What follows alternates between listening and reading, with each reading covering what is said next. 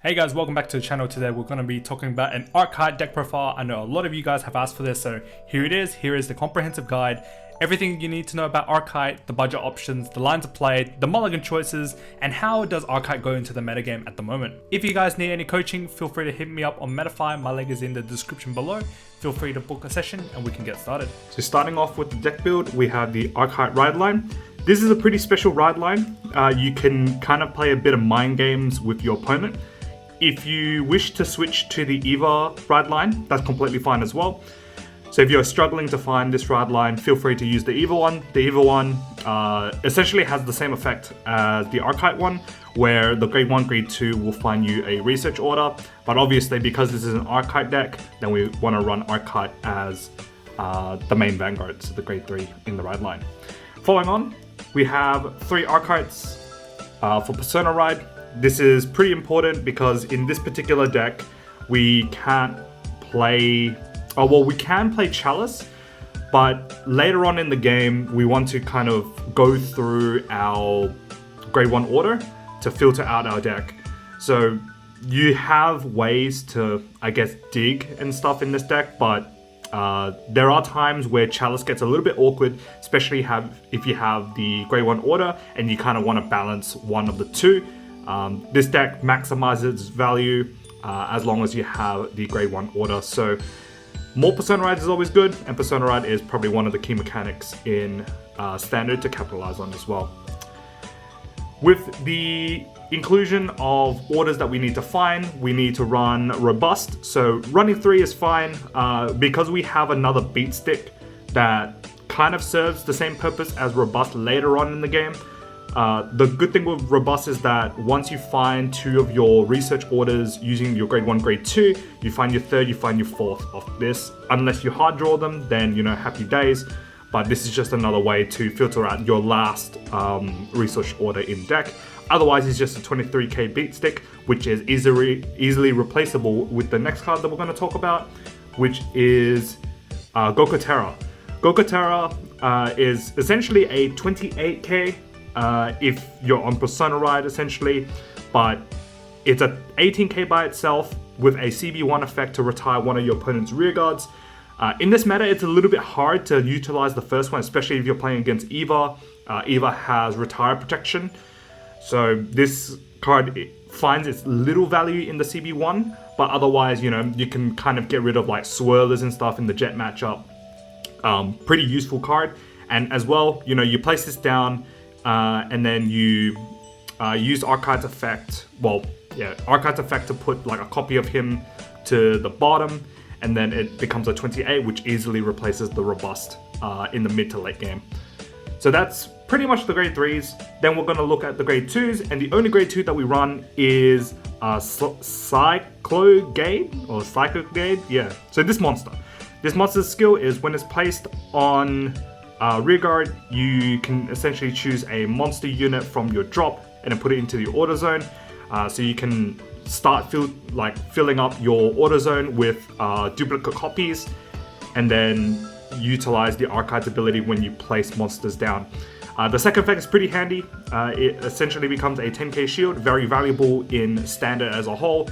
You're always welcoming on 10k shields, especially if you're using one card to guard 18s on a 13k base. So yeah, that is the grade 2 monsters. Now probably the most important card in the deck is the grade 1 order. 2 of these are searchable off the ride line, so you need to find the 3rd and the 4th somehow, and that's where the Robust comes in. When you place this in the order zone, you top 5 for 2 monsters, put 1 in the drop and 1 into your hand. Super duper good because you're running the monster PGs, which essentially says top 5 for a PG and add it to hand. Ridiculous card. And then the second effect, you can rest this card, search for a monster in the drop, and put it into your order zone. Starts filling up your duplicate copies for the Arkhite skill. So yeah, that is the grade 1 order. And then the last monster, the last 2 monsters that we run. So for Wavy Loss, to be honest, this card is just a beat stick, easily replaceable with the new PR that came out in Japan. I think it's like a 23k booster or something. But the good thing about this is that you can Soul Blast 2 and draw a card in the early game. Really helpful in this current metagame because, you know, you're playing the likes of Jet, the likes of Eva. You need a way to essentially generate early advantage and then rush your opponent. So that's Wavy Loss, and then, you know, for Bubble Mine. Bubble Mine is a monster, not a mutant. This has been errated. Counter Charge, Soul Charge, everything in one card that you want. A good card also, you know, if your opponent starts to damage deny, you know, you start abusing your Robusts, your CB for Retire. Yeah, it's just a good card in general, just for resource management. And then the last card is for Monster PGs.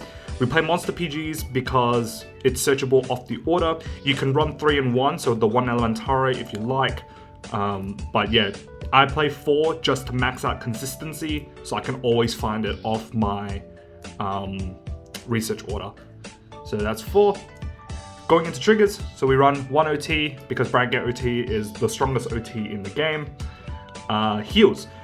There is an argument at the moment, and I think it's more so in the JP side where you run the crit heals because a lot of things have crit now. But yeah, in the English format, I think you can, you know, run the 15Ks. You can also run the rare heals, especially if you are, you know, concerned about going second. So easily a 25k shield, especially against Jet as well. I think Jet, if you play the going second heal or the less great heal, then you're always guarding against their strides anyways. So yeah, might come up a little bit later on, but yeah, so that's 4 heals. This deck runs 4 draws. You really want to see a lot of your duplicates and a lot of your combo pieces. This deck does filter out a lot, but the problem with this deck is that it uncompresses itself because Arkhite returns units back to deck and then top 7 searches for 1. So that is kind of a problem, which is a little bit annoying, but I guess the trade-off is, you know, you put 1 to the bottom, you top 7 search for another normal unit, and then you put the normal unit that you attacked with into the order zone on attack with Arkhite.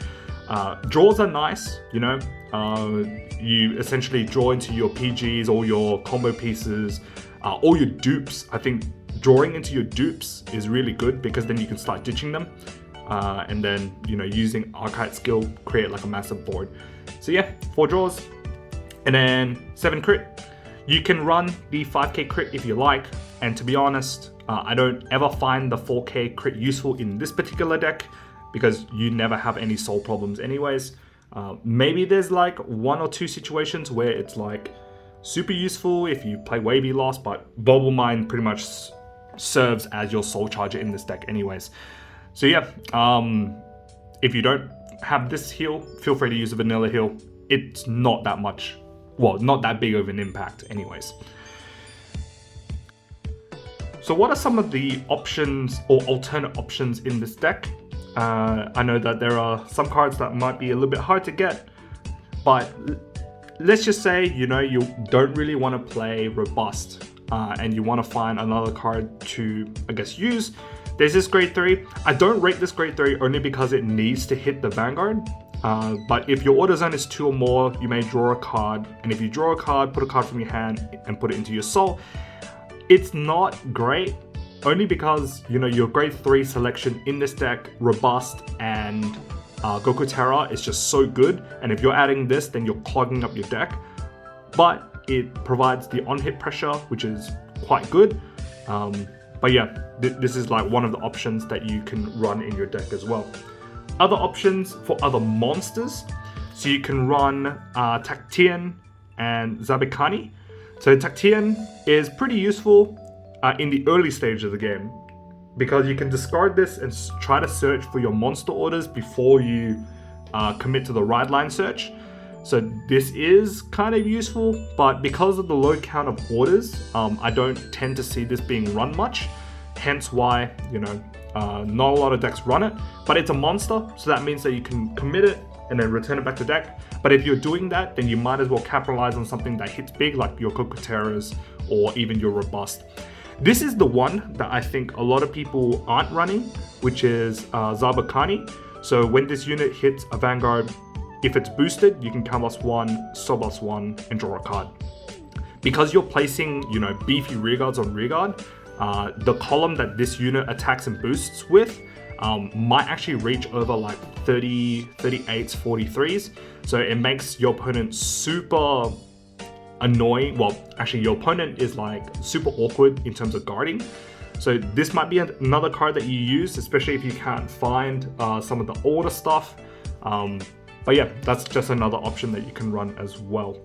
Other grade 1 options that you can run is Adapton. Adapton is essentially a 10k booster. I don't know, if you're playing Wavy Loss, then sure, but I guess like if you're struggling to find Wavy Loss, this is like another option that you can run. 10k booster is always good, and it becomes a 20k booster on place. So yeah, that's a good budget option if you can't find Wavy Loss. I know Wavy Loss is pretty pricey at the moment, so yeah.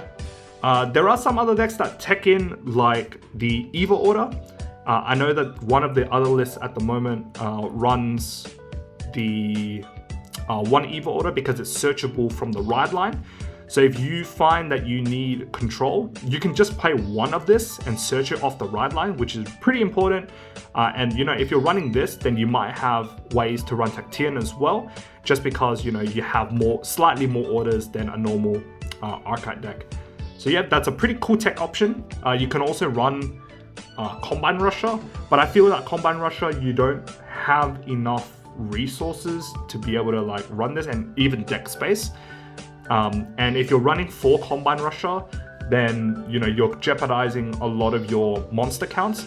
So I think this is not as useful, but if you can find Wavy Loss, play this. You can tech in the 1 research order, which is pretty cool because it's searchable off your ride line. And if you're running more orders, then Tectien is good.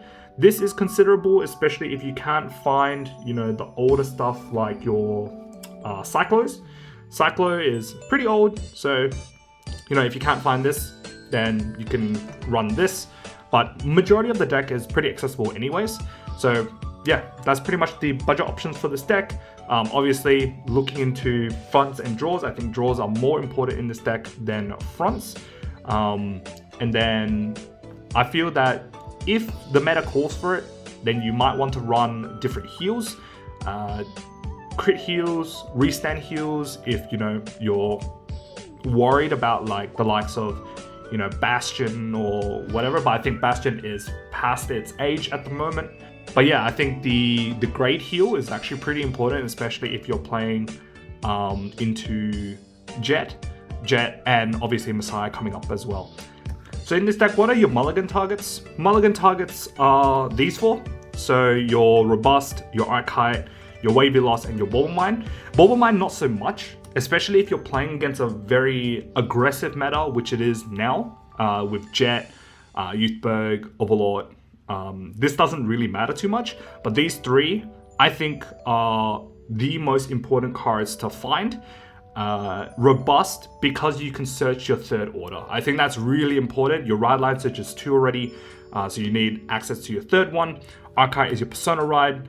Pretty much if you lose out on Persona ride in this particular deck, it's not that bad because Arkhite gives power to your board anyways.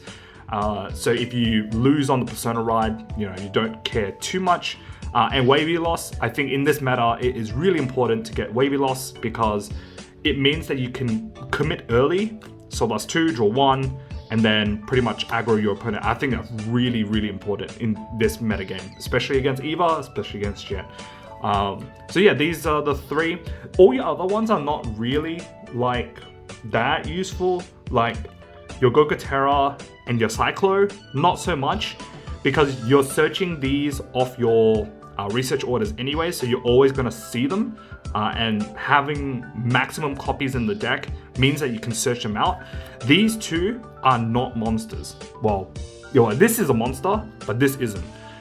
So you want to kind of keep the non-monsters because then your research orders, you know, can filter them out anyways. If you do end up hard drawing into like a research order, then you might want to keep that as well. I think that's really important because If you keep your research order, then that means that you use one less robust. That means that the 1CB can be used for like Gokutera or something like that. So yeah, maybe you can add this to like this line here.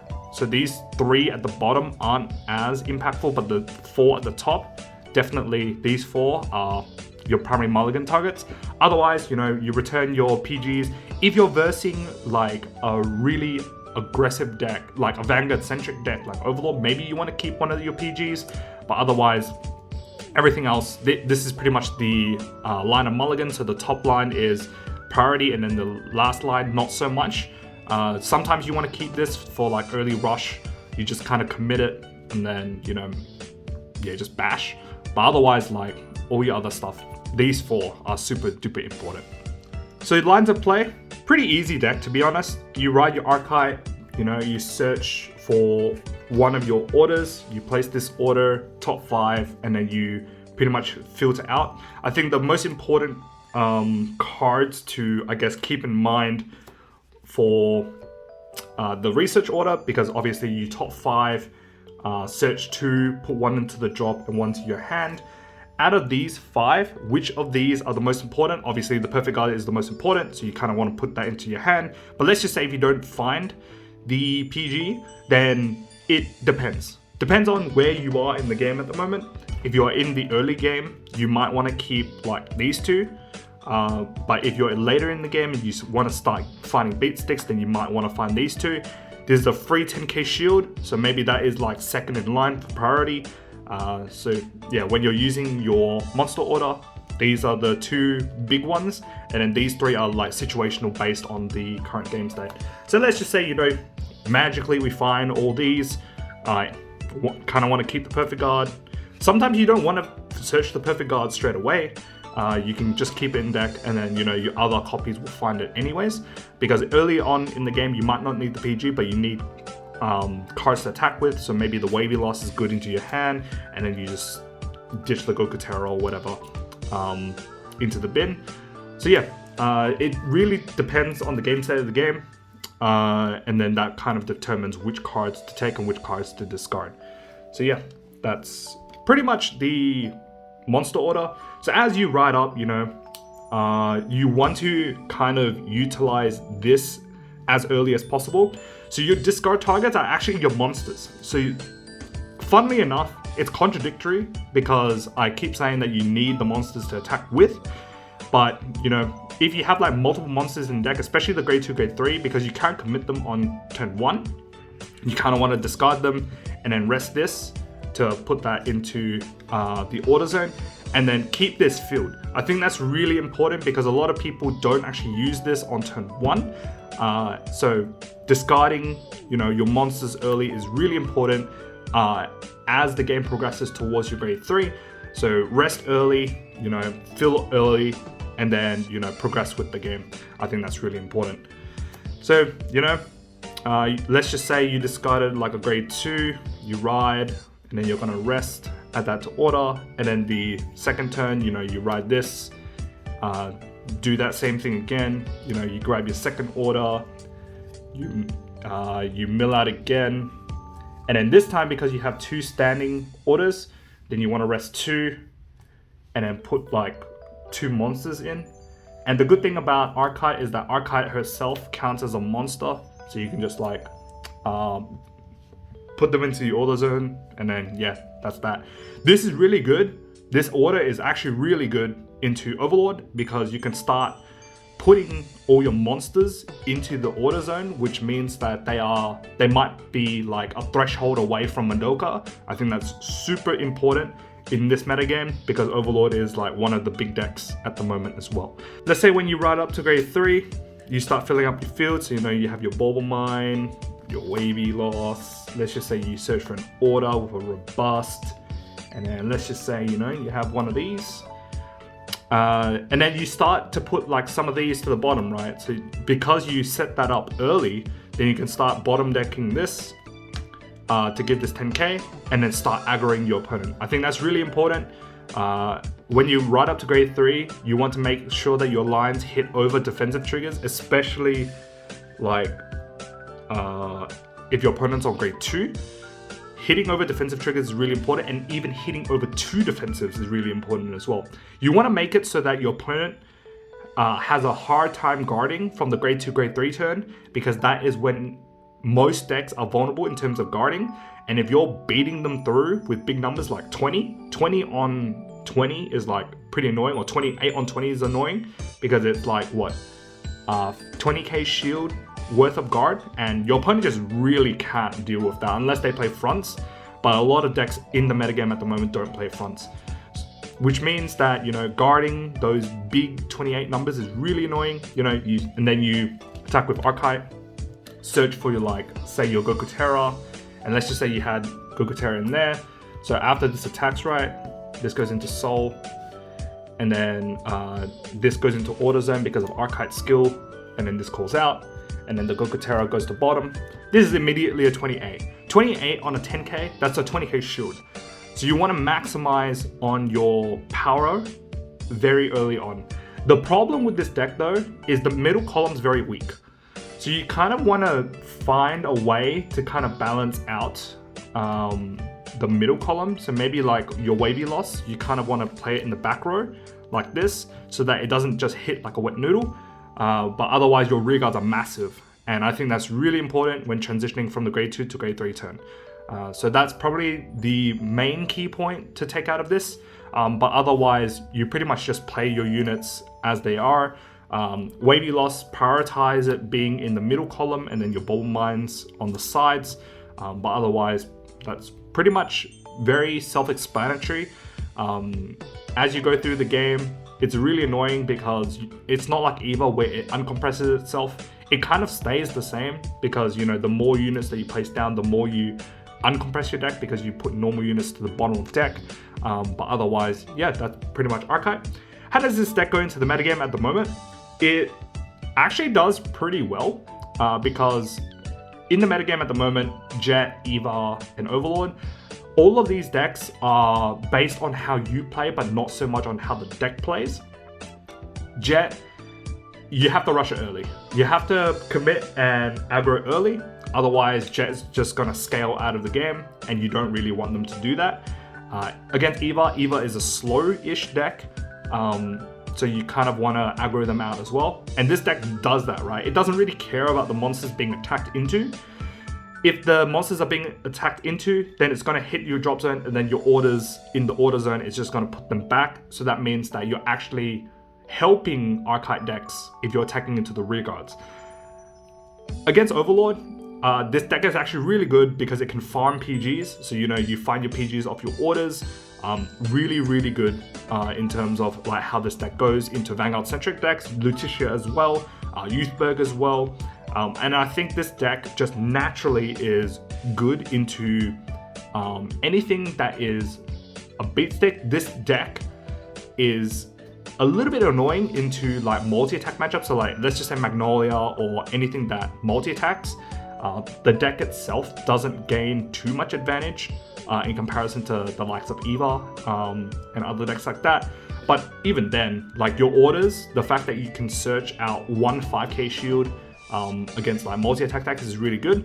But Vanguard-centric decks and decks in the meta at the moment, on the top end, this deck actually goes really well into it because it can rush early, it can generate, you know, PGs, and that's that. So yeah, that's pretty much it for the Arkhite comprehensive guide. This is a pretty short one, only because this deck is very self-explanatory, very straightforward. But I think the most important takes are how this deck kind of goes in the metagame at the moment.